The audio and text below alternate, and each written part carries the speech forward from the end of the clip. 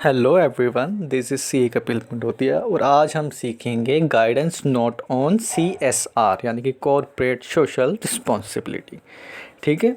अब कहता है कि according to this guidance note every company on which section 135 of companies act 2013 is applicable shall incurred an expenditure on CSR minimum 2% of average net profit of the last 3 previous year।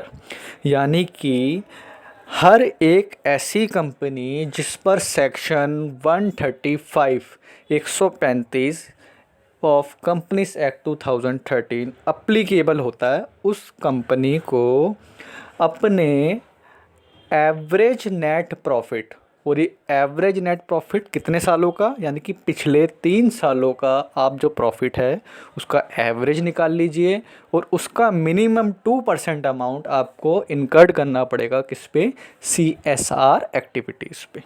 अब ये जो profit है sir कैसे calculate होगा? ये profit calculate होगा companies act के एक सेक्शन यानी कि 195 के अकॉर्डिंग।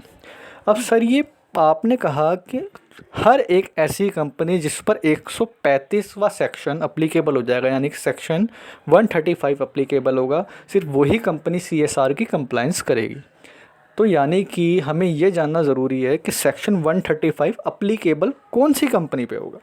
तो कहता है कि section 135 shall apply on the company if at least one condition is satisfied in any financial year.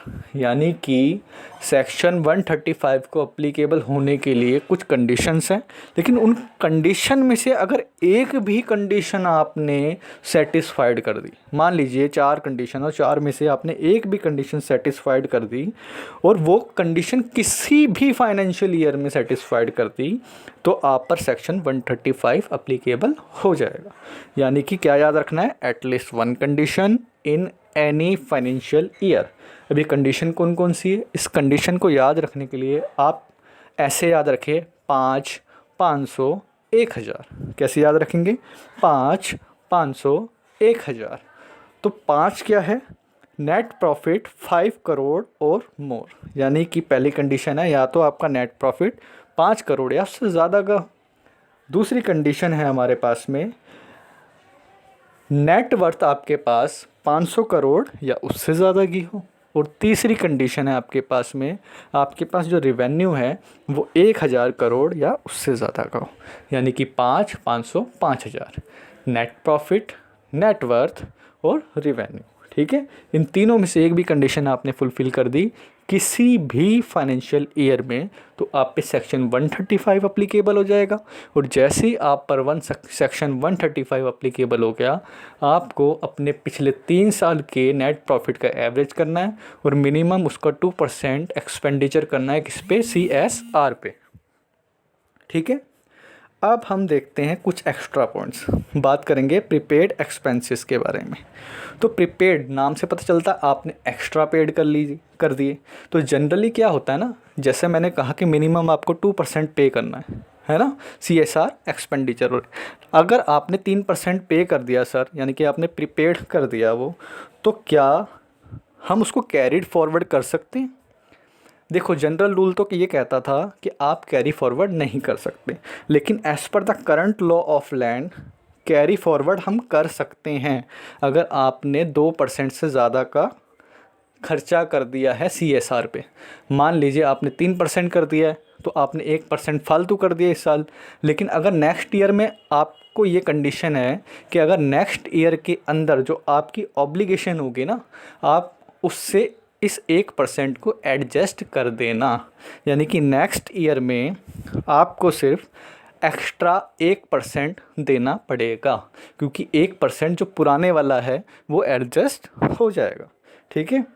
अब एक चीज़ और आती है इसमें कि सर आउटस्टैंडिंग एक्सपेंसेस है। मान लीजिए कि मिनिमम हमें देना है 2%, है ना, और हमने दिया 1%, हमारे पास 1% का पैसा है, तो हमारे पास आउटस्टैंडिंग कितना है और कितना और देना है, 1%। तो कहता है need to incurred outstanding expenditure in next year. यानी कि नेक्स्ट ईयर में वो 1% भी देना और साथ में उस ईयर का 2% भी देना, यानी कि नेक्स्ट ईयर में आपको 3% का पैसा देना पड़ेगा।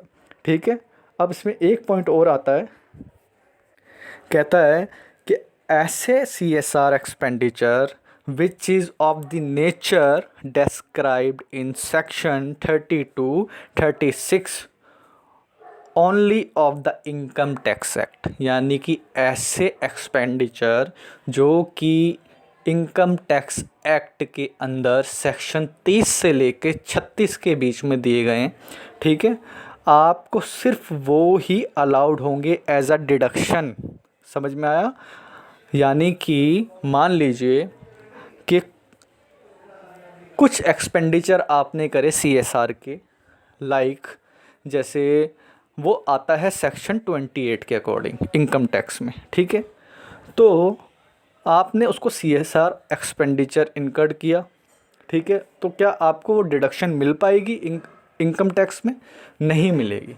क्यों नहीं मिलेगी? क्योंकि आपने उसको CSR एक्सपेंडिचर के अकॉर्डिंग उसको ट्रीट किया। मान लीजिए जैसे आपने रेंट दिया, ठीक है, आपने रेंट दिया और वो रेंट को आपने ट्रीट किया है CSR एक्सपेंडिचर।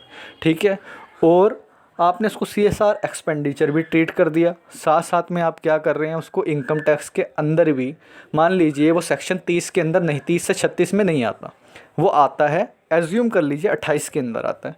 ठीक है, अब वो 28 में आ रहा है, तो एक तरफ तो आपने इसको CSR एक्सपेंडिचर दिखा दिया, दूसरी तरफ आप क्या कर रहे हैं उसको इनकम टैक्स के अकॉर्डिंग भी उसकी डिडक्शन लेना चाह रहे हैं, तो वो नहीं मिलेगी। क्यों नहीं मिलेगी? क्योंकि दो कंडीशन है, या तो आप उसको CSR एक्सपेंडिचर दिखा लीजिए। ठीक है, अगर CSR एक्सपेंडिचर दिखाया है और वो सेक्शन 30 से 36 के बीच में आ रहा है, तभी आपको इनकम टैक्स एक्ट के अंदर उसकी डिडक्शन मिलेगी, अदरवाइज़ आपको इनकम टैक्स एक्ट में उसकी डिडक्शन नहीं मिलेगी। ठीक है, अब कुछ पॉइंट और है सर।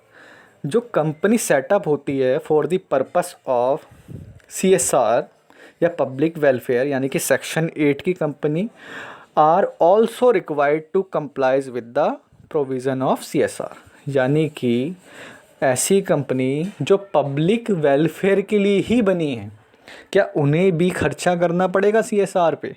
तो बोलता है हाँ जी, यानी कि जिस भी सेक्शन पर 135 की कंडीशन अप्लीकेबल हो जाएगी, उस पर उस हर तरीके की कंपनी को CSR पे खर्चा करना पड़ेगा।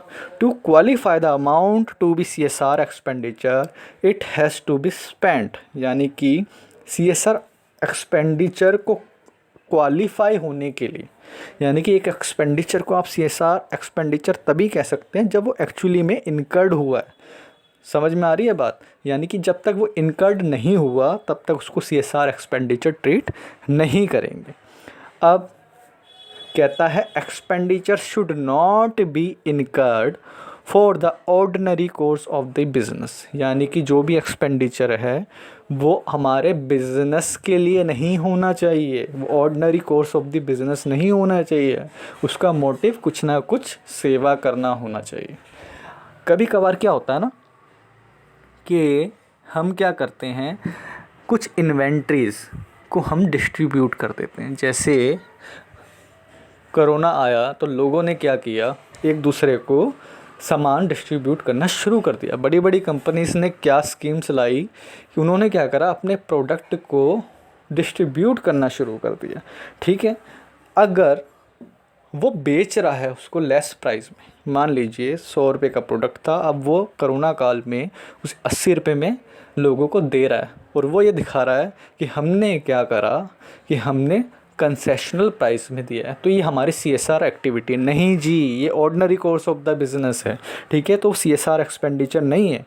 यानी कि if any inventory is distributed as an CSR expenditure then it shall be debited at cost या फिर बुक वैल्यू, यानी कि आप अगर किसी भी इन्वेंट्री को डिस्ट्रीब्यूट करते हैं एज अ CSR एक्सपेंडिचर तो वो कॉस्ट पर डेबिट होगी।